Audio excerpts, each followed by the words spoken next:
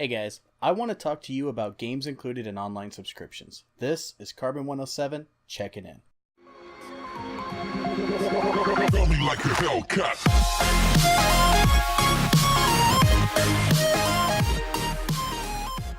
I'm sure a lot of you pay for the subscriptions to be able to play online on the Xbox or PlayStation. So whether it's an Xbox Live or PlayStation Plus subscription, you have to pay to play online with friends.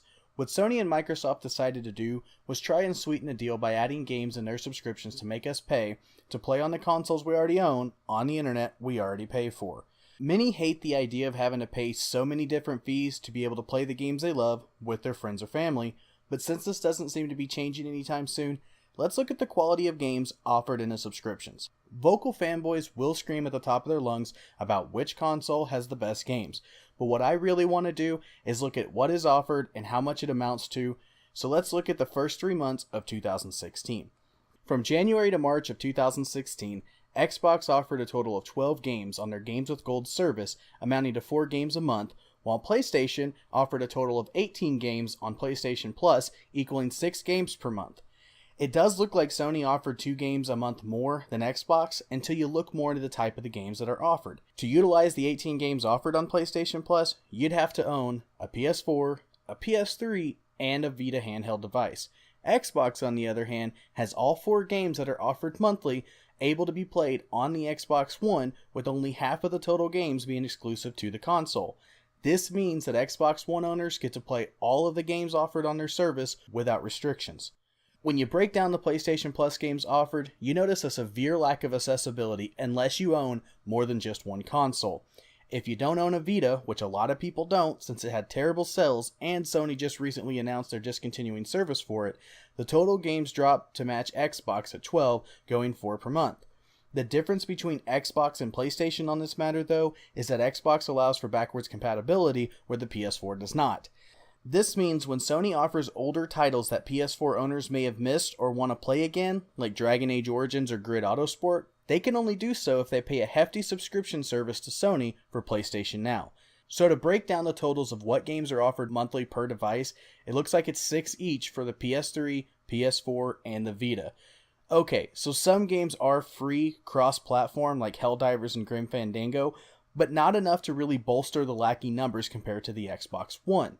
If we look at the MSRP as of April 2016 to compare both services, Xbox brings in about $70 for January, $80 for February, and $120 for March, equaling a total of about $270 in free games for the 3 months.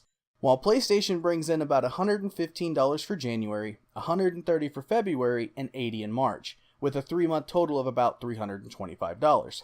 Again, that is only if you own both consoles and the Vita. To knock out the Vita alone, it drops it closer to Xbox, with January going to about $70, February at $85, and March at $55, with a 3-month total coming out to be a more realistic $210. But owners of the PS4 are still shafted if they don't own a PS3, with the 3-month total being of about $105, less than half of what the Xbox One gets in MSRP alone. Now about the quality of games, it will obviously vary from person to person, but it seems that Xbox offers a better selection of games.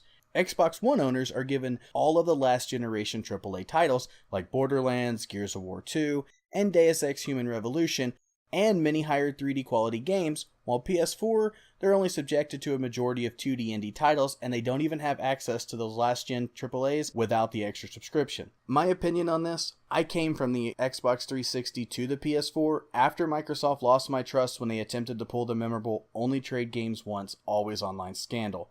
Though I do miss games like Halo and I hate to miss Quantum Break on the Xbox One, I don't really have a will to buy the system even after Microsoft changed their tune because I already own a PS4 and a PC for gaming. Now all of that said, as a PS4 owner, I can't help but be a little bit jealous when I look over at the greener grass and see the games offered on the Xbox for the same subscription we were both forced to pay if we want to play games online. In a perfect world, PlayStation Plus would have remained an optional service that offered great free games and allowed free online play, and Microsoft would have taken notice at how well it worked and altered their service to match. Instead, the opposite happened. Sony decided to follow suit to Microsoft, cementing the practice in for the future, forcing people to pay twice, once for their service and once to the internet service provider to play most games online. I don't doubt that we'll see this same practice in for the next generation of consoles and even the ones after that. A system that really makes me contemplate switching over to PC for my future of gaming and giving in totally to the PC master race.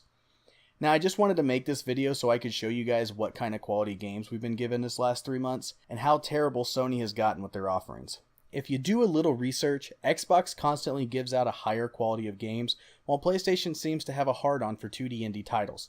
I love indie titles, but after 2 years, I'd like a little more appreciation from the company that gladly takes the money they force me to pay to play their games online.